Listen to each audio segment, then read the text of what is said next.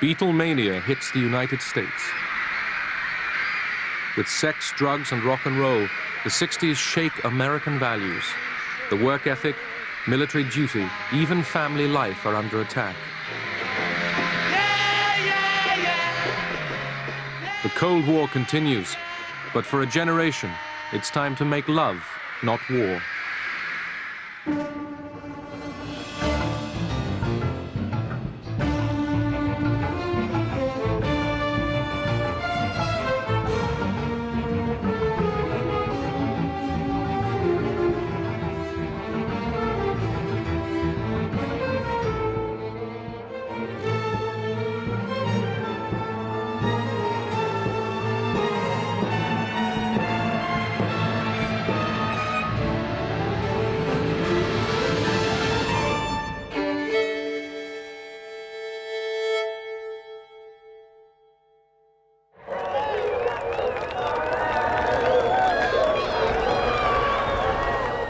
In 1960, America was moving towards the peak of its prosperity and power.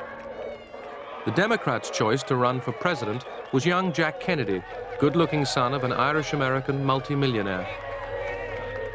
The Kennedy family, but Jack in particular and Jackie especially as well, just seemed to be the natural fulfillment of the American political process. They seemed to be the best that the process could bring forward and represented a new and glittering age. You have to make your decision of what you want this country to be, what you want Illinois to be, how ready you are to move this country forward. That is the question which separates Mr. Nixon and myself.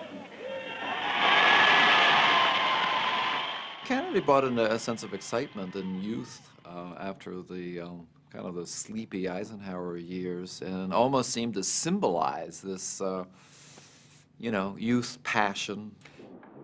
The Republican Party choice, Vice President Richard Nixon, shared Kennedy's patriotic anti-communist fervor, but he had not been groomed for television. The whole business of presenting visuals became very, very important. The Kennedy family put up hundreds of thousands of dollars, equipped a bus. It had film crews aboard, and they would go wherever John Kennedy was appearing and film him. And then those films became a part of his advertising on television. It was the first time that had really been done in an effective and organized way. Kennedy had attacked Eisenhower's conduct of the Cold War. To America and the world, he proclaimed, Let every nation know, whether it wishes us well or ill, that we shall pay any price, bear any burden, meet any hardship, support any friend, oppose any foe, to assure the survival and the success of liberty.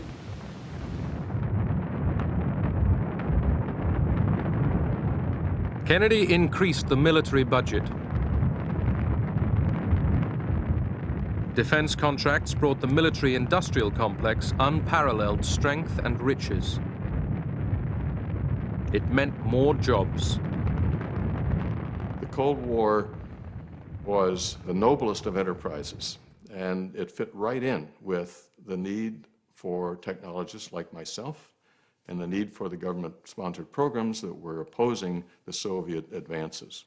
Attitudes were interesting at that time, because the defense industry and its budgets seemed to be based on the fact that the Russians were 10 feet tall. Most of us were very hawkish about things. This is our life. I mean, our well-being, our sustenance was dependent on the defense industry. America was booming. The state of California, where much of the aerospace industry was based, became the 6th largest economy in the world. The big thing in those days was get into missiles, get into spacecraft, get into satellites. Big things are happening, and they're all happening out in California. Friends of ours were going to California because Hughes, we understand, was building up Electronics Place, and Disneyland was hiring, and work was bad in Chicago in 56, 57, so we decided to move out here.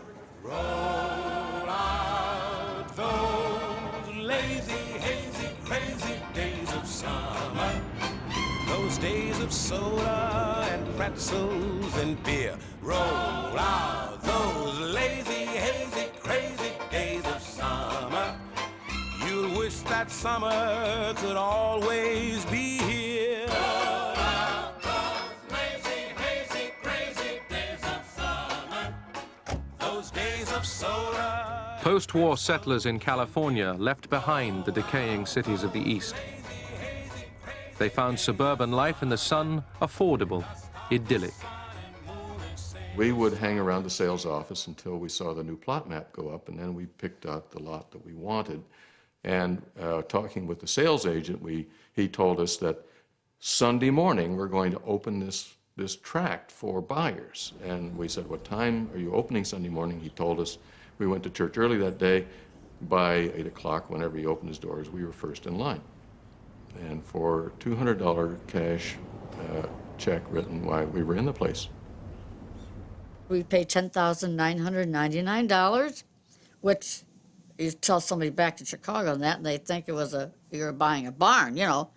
And it was nice. It was 3 bedrooms, 1 bath, and we increased. We had to we put a block wall fence. We put a patio out there, and we put in the corner of our backyard, we put like the desert, we put a little cactus and stuff so we remind we're living in California.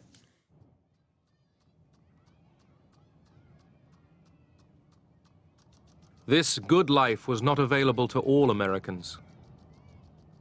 The question came up about selling these homes to members of minorities, ethnic minorities, blacks specifically. We were assured that we did not have to worry about anything of the sort happening, that the tract simply was not selling to blacks.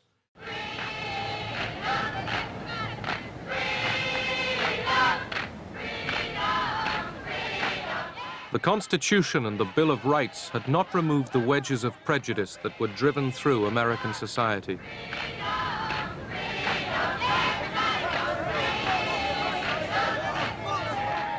Black Americans, too, wanted freedom. Where Kennedy meant freedom from communism, they meant freedom from hunger, from fear, from humiliation. We looked at racism by degree, you know.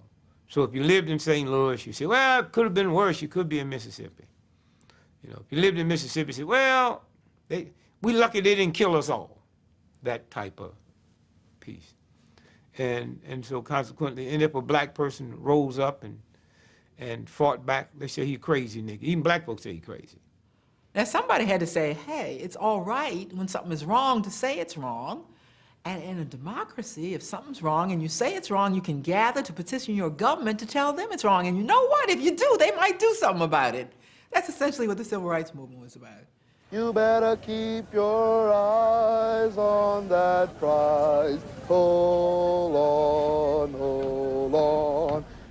In many southern states, laws prevented blacks and whites traveling together, eating together, even going to the same school. So keep your eyes on that prize. Hold on, hold on. Black Americans were denied jobs and the right to vote. Civil rights activists demonstrating against unjust laws were careful not to provoke the police by any display of aggression. They were beaten just the same.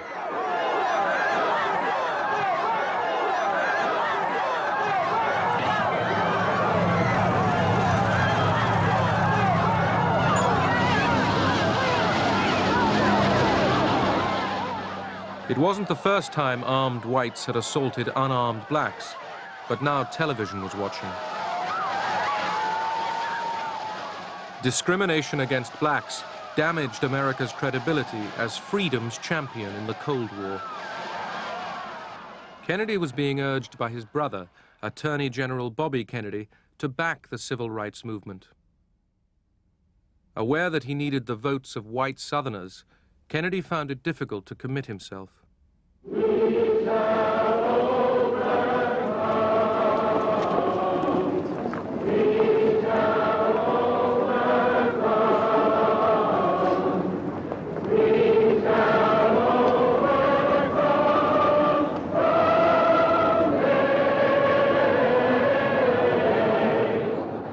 August 28, 1963, a civil rights rally at the Lincoln Memorial in Washington urged the White House to ban racist laws and give black Americans equal job opportunities.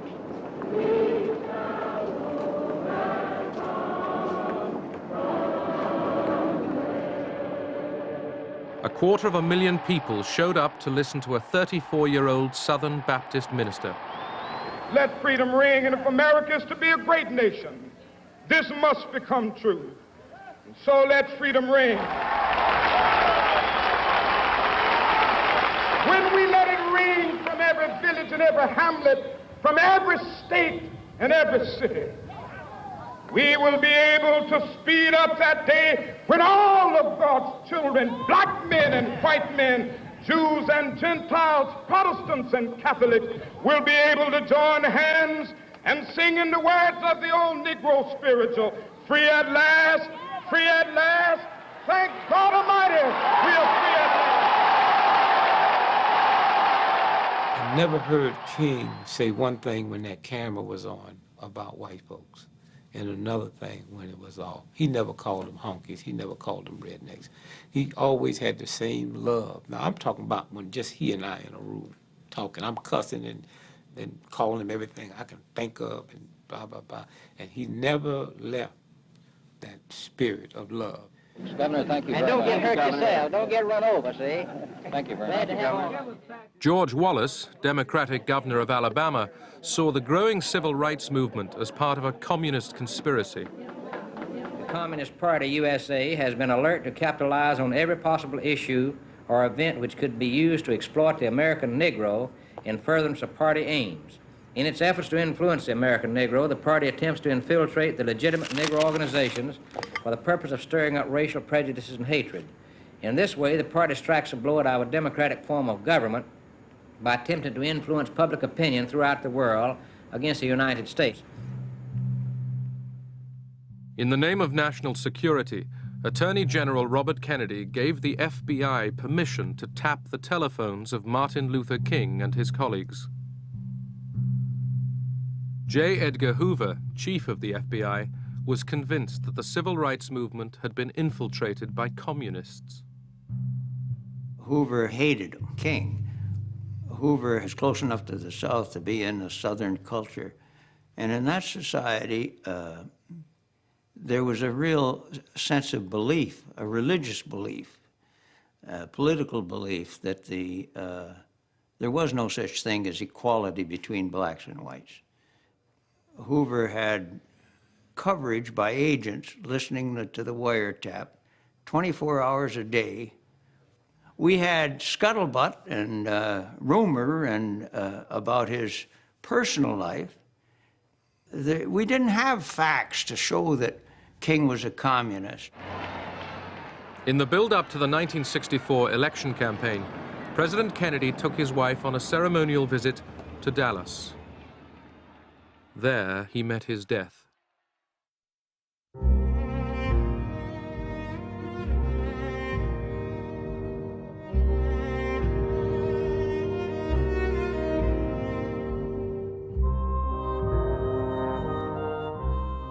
Americans tried to find outsiders to blame for their president's killing. There was a fear that the assassination might be the start of a communist attack on the United States. This is a sad time for all people. We have suffered a loss that cannot be weighed. For me, it is a deep personal tragedy. On the very night Johnson became president, when we flew back from Dallas on November 22nd, 1963, I was one of 3 people who sat with him in his bedroom, and that night I learned he had sketched out the Great Society. And what he wanted to do is he said, now that I got the power, I aim to use it. This administration today, here and now, declares unconditional war on poverty in America.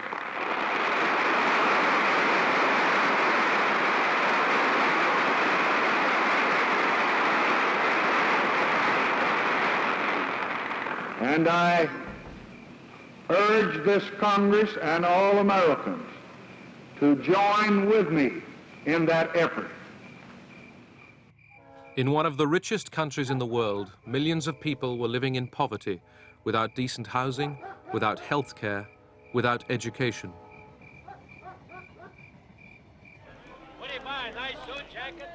Amongst blacks, unemployment was 9 times that of whites.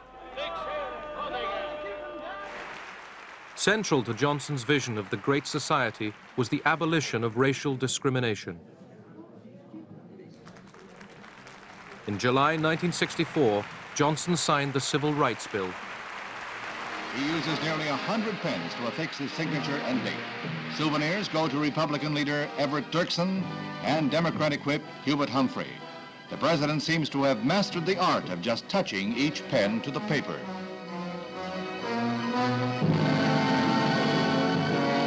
Integration leader Martin Luther King receives his pen, a gift he said he would cherish. Attention all bases, attention all bases. This is Iron Hand, this is Iron Hand. This is a SAC alert. The Cold War military buildup continued. The United States remained on high alert against a Soviet nuclear attack. It prepared to counterattack on an unimaginable scale.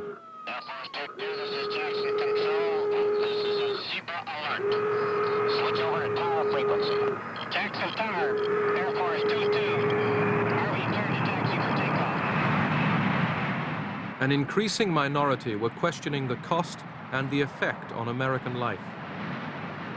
They had deprived of billions and billions and billions and trillions of dollars of investment, trillions of dollars of war materials, secrecy, perquisites, pride, an incredible conspiracy of silence surrounding what was supposed to be a democratic nation. The defense industry was a generous employer.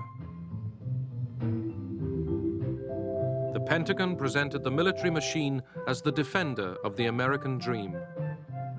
The day begins and gives new meaning to the words of Walt Whitman. Everything comes out of the people, everyday people. The people as you find them, and leave them. People. People. Just people.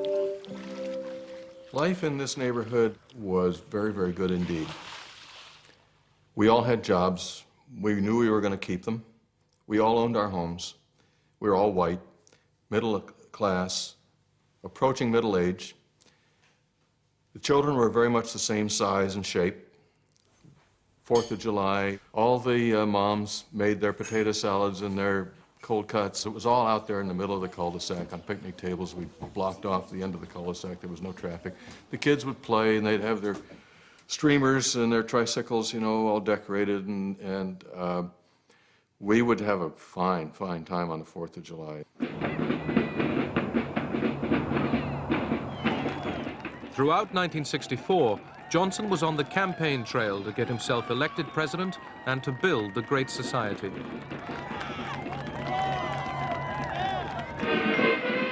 His Republican opponent was Senator Barry Goldwater of Arizona.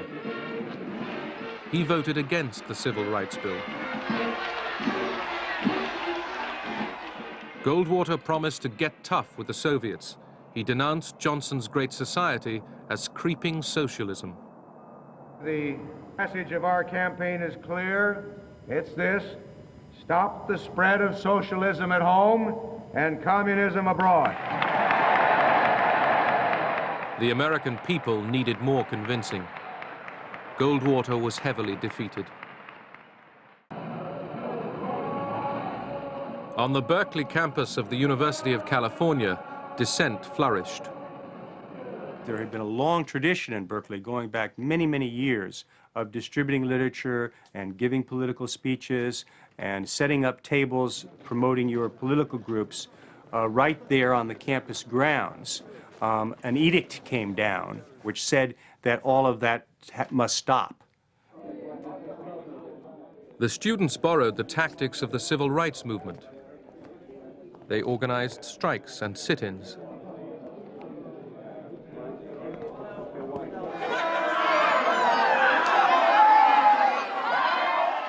In the confrontation with the students, the police became increasingly heavy-handed.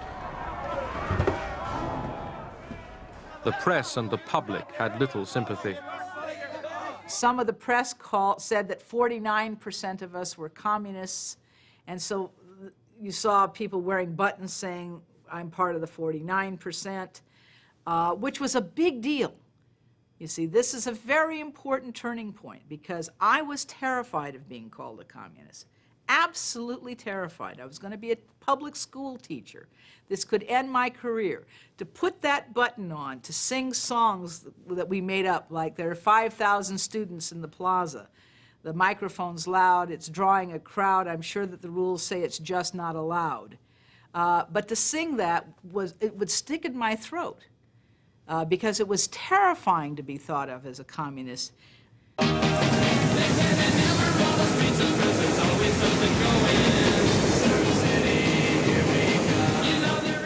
American ideas of political freedom were now being extended into the personal realm.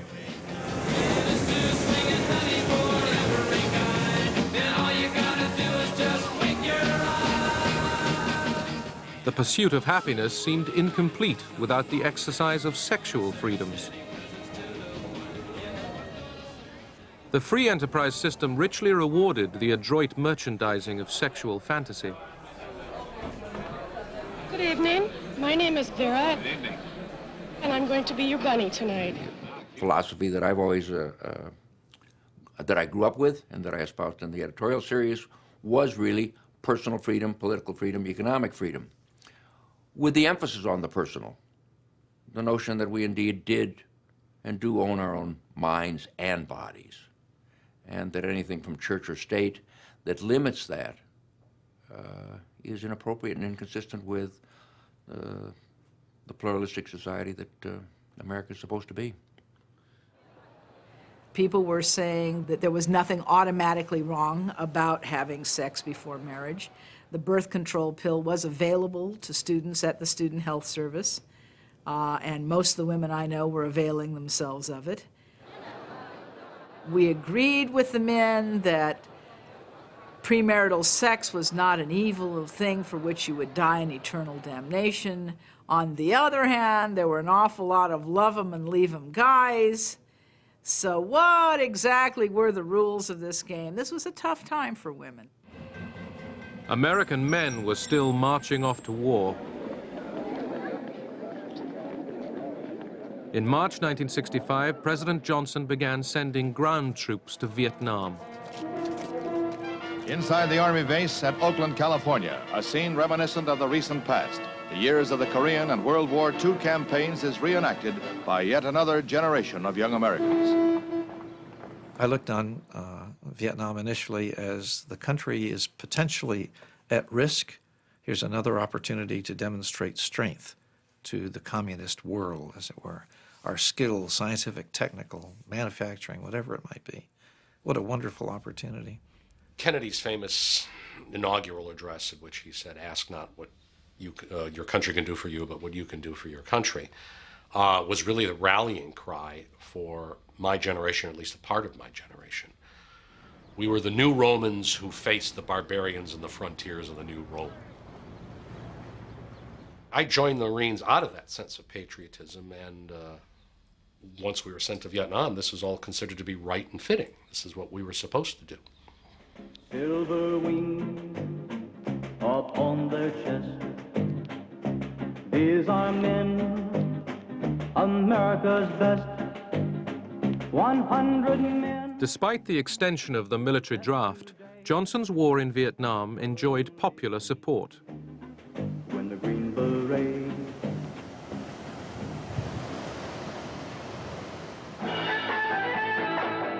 While some young Americans went off to war in Vietnam, others were seeking thrills of a different kind. They rejected American materialism, not for communism, but for love, peace, and rock and roll.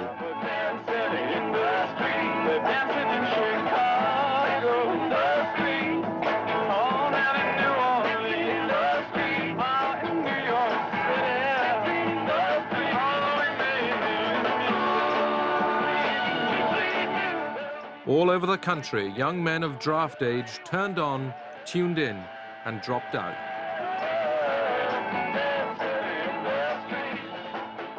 It was fun to make people say, "Oh, look at the freaks," or "Isn't a girl or a boy?" or things like that. Unless it was someplace where people were really hostile and wanted to beat you up, it was kind of fun. I to this day think that it's young people's job to horrify older people. I think first reaction of most of us who were veterans and were working hard and trying to raise a family, suddenly confronted with a generation that seemed not to give a damn. They wore beads and earrings, and they smoked marijuana, which was a thing to do, and they spoke a different language.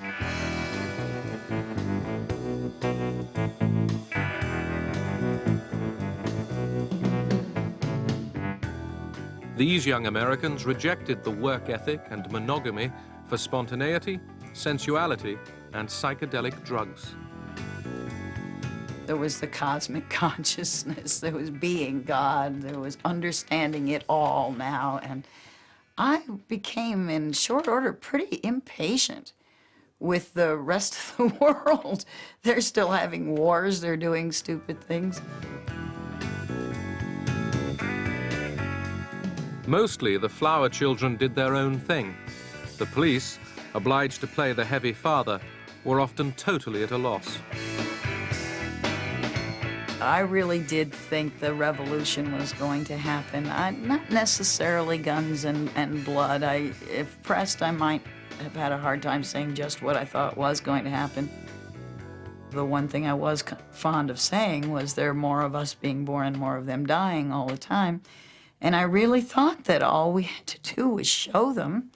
And once people realized, oh yeah, this is a better way to live. Love is much better than war. The vast majority of Americans spurned youth counterculture. Hollywood film star Ronald Reagan was out to become Republican governor of California. Feels very good. Reagan urged a massive effort to win the war in Vietnam. I have always felt that we should be making an all-out effort to win. Does that imply you don't think the government is?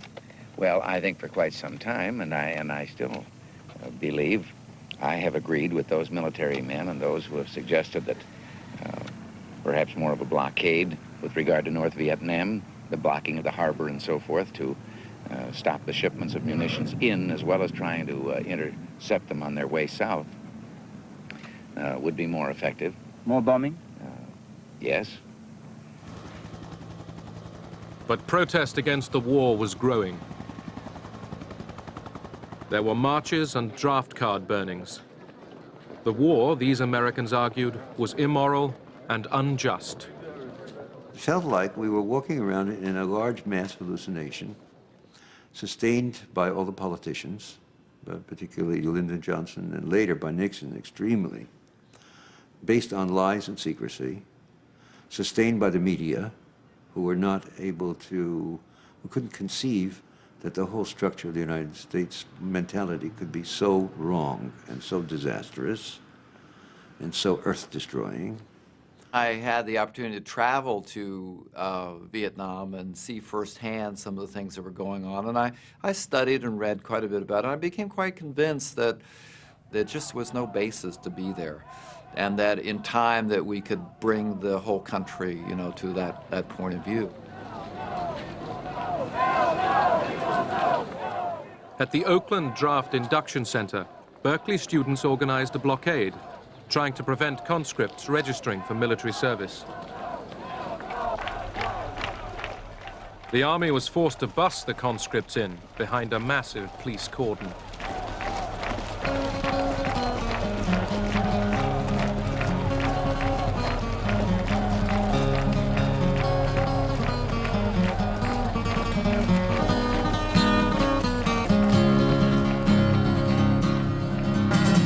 It's always the old to lead us to the wars, always the young to fall. Now look at all we've won with a saber and the gun. Tell me, is it worth it all? I do remember the first time I was maced. That wasn't particularly fun. It was very typical for the police lines there, and the student line is here, and there's sort of this, you know, ritualized back and forth. Well, we're going through this ritualized back and forth, and this guy takes out this can and sprays it in your face, and you're blinded. You know, you feel blinded. You're temporarily blinded, and you don't know what the hell. And of course, it never happened before, so if you're temporarily blinded, you don't know. It doesn't come with the word temporary in front of it. You don't know what the hell's happened. Call it peace or call it treason, call it love or call it reason, but I ain't marching anymore. I ain't marching anymore.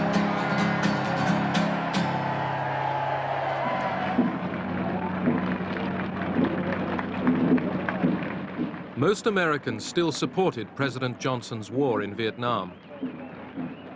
Some saw the anti-war protesters as little more than traitors.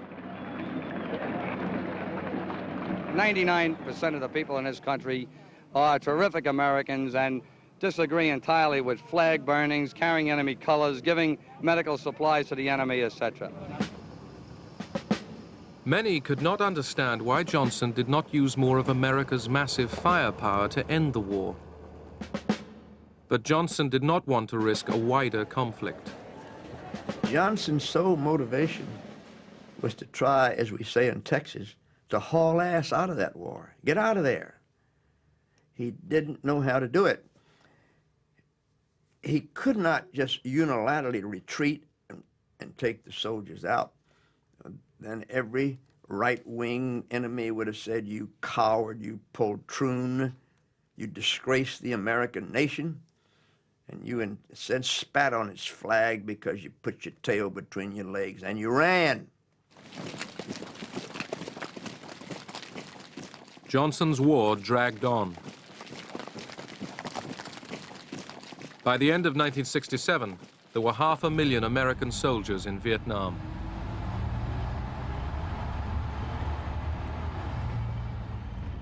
We had an anti-war rally with a focus on the fact that 28% of the people who were dying on the front lines in Vietnam were black Americans whose same rights were not being recognized in this country. And the whole focus was down with the war, and black people do not serve in the military. Millions took notice when heavyweight boxing champion Muhammad Ali defied the draft. He declared his allegiance to a non-American cause, Islam. Shortly put, are the black Muslims taking you for a ride? I said not black Muslims, Muslims. I beg your pardon, are the Muslims taking you for a ride? No, the white people have been taking us for a ride for the past 400 years in America. In the black ghetto of Oakland, California, activists trained as paramilitaries in what they saw as a civil war against a racist police force. Led by Huey Newton, they called themselves the Black Panthers. Where the peaceniks offered flowers, the Panthers pointed guns. We took our guns with us to let the police know that we have an equalizer, and we're going to exercise, as Huey used to say, this constitutional right to observe you whether you like it or not. That's what Huey used to say, right on, Huey. That's what we're doing. But the police at one point says, you have no right to observe me. Huey says, no, California State Supreme Court ruling states that every citizen has the right to stand and observe a police officer carrying out his duty as long as they stand a reasonable distance away. A reasonable distance, that particular ruling was constituted as 8 to 10 feet. I'm standing approximately 20 feet from you, and I'll observe you whether you like it or not. Now you have to imagine 30 or 40 black folks standing by listening to this stuff. And some woman said, well, go ahead on and tell it, brother. I mean, that's capturing the imagination, the feelings, the emotion. Some other blacks say, man, he scratched his head. What kind of Negroes is these? America's black ghettos were now war zones. In the summer of 1967, there were riots in Newark and Detroit. In Detroit, the police asked for a war budget of $9 million to buy military equipment. For too many Americans, Johnson's Great Society was a sham.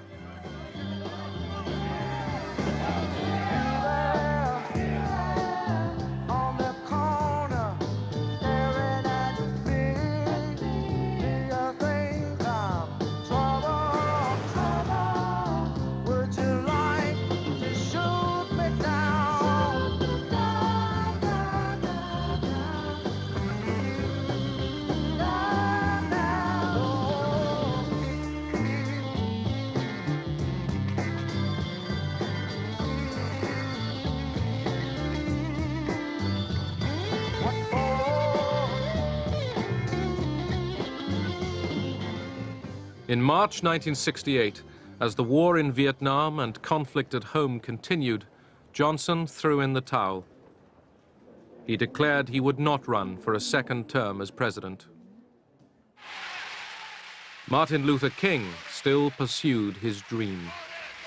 So I'm happy tonight. I'm not worried about anything. I'm not fearing any man. Mine eyes have seen the glory of the coming of the Lord.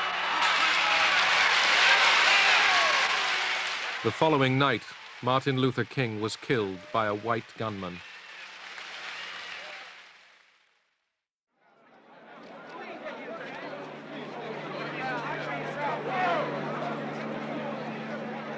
Behind the mule wagon carrying King's coffin was a bare-headed Bobby Kennedy. He was grieving and campaigning to become the Democrats' next presidential candidate.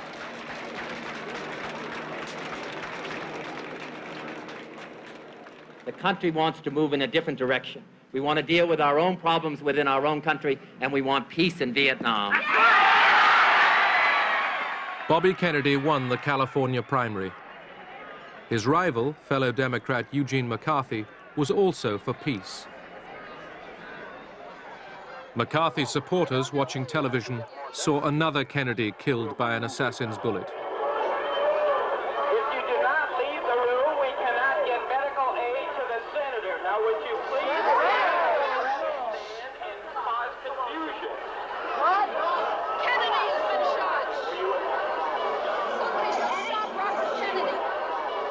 I found my wife Terry on the sofa, weeping at dawn, because I realized she wasn't in bed. Where is she? I went out looking. She's on the sofa, she's weeping. And of course the news is still rolling, and the playbacks of the assassination, and I just could not come to grips with that one. I thought this proves it, that their good men are being sent to slaughter.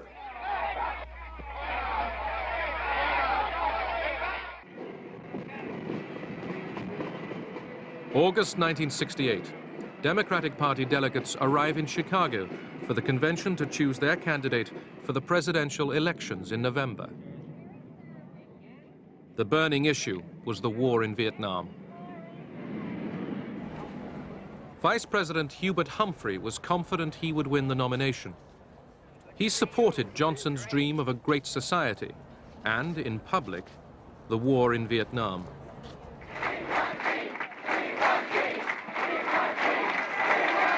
The hopes of the anti-war faction within the Democratic Party now lay with Senator Eugene McCarthy of Minnesota. When I moved into my headquarters in the hotel, I had Secret Service. They were very honest people. They said, look, this room is not bugged. You can say anything here, but don't talk on the telephone because you've been tapped. We know you're tapped. The authorities were nervous. 100,000 anti-war demonstrators were expected in Chicago. We permit people, we don't care who they are, to come to Chicago and visit us. And we will permit people to carry on their rights as American citizens, to petition and demonstrate. But there's no person, any place, anywhere or any thousands of them that will come to Chicago and take over our streets, our convention, or our city. The present-day politicians and their armies of automatons have selfishly robbed us of our birthright. The evilness they stand for will go unchallenged no longer. Political pigs, your days are numbered. We are the Second American Revolution. We are winning. Yippee! The demonstrators gathered in the city's parks in preparation for a march on the convention hall.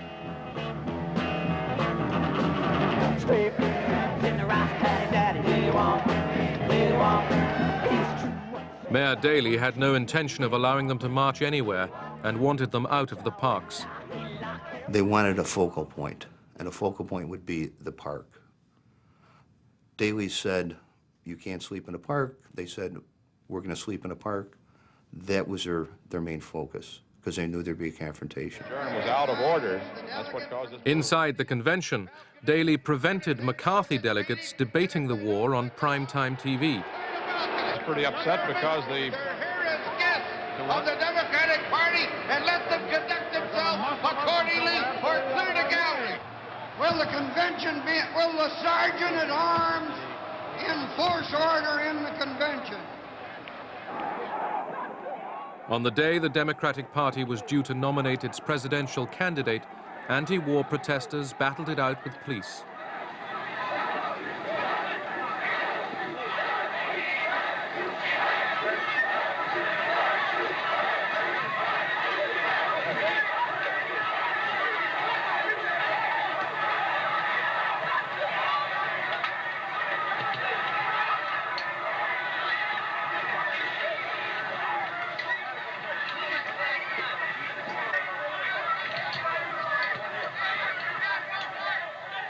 It was quite an experience, really, having, I don't know, the numbers, 40, 50 policemen yelling, "Kill Davis," with a much bigger group behind them. And the first hit was to the head and drove me to the ground. And then it was just being beaten on the back, over and over again. It was, I would say, probably the only time in my life where I really thought I might not make this.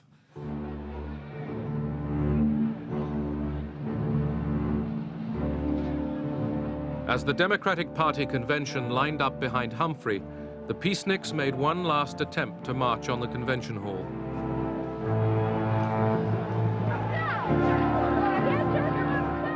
The police were waiting for them, and for anyone else who stayed in the street.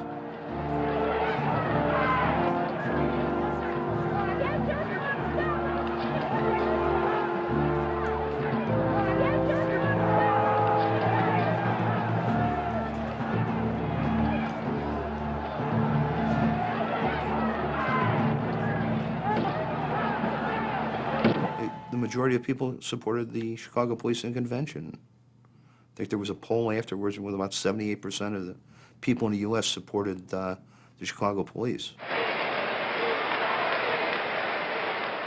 At the convention, McCarthy supporters were overwhelmed. Vice President Hubert Humphrey became the Democrats' candidate for the presidential elections in November.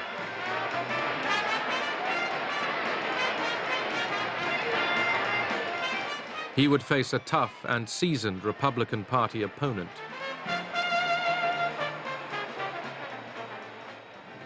When the strongest nation in the world can be tied down for 4 years in a war in Vietnam with no end in sight, when the richest nation in the world can't manage its own economy, when the nation with the greatest tradition of the rule of law is plagued by unprecedented lawlessness, when a nation has been known for a century for equality of opportunity is torn by unprecedented racial violence, and when the President of the United States cannot travel abroad or to any major city at home without fear of a hostile demonstration, then it's time for new leadership for the United States of America.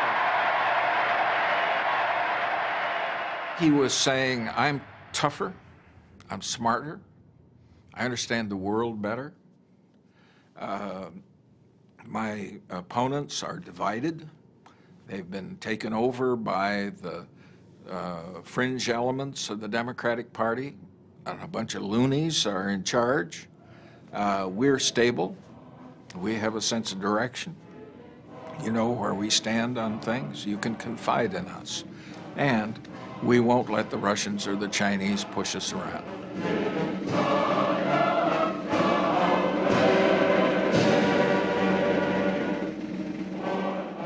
Richard Nixon's victory was wafer thin, less than 1% of the vote.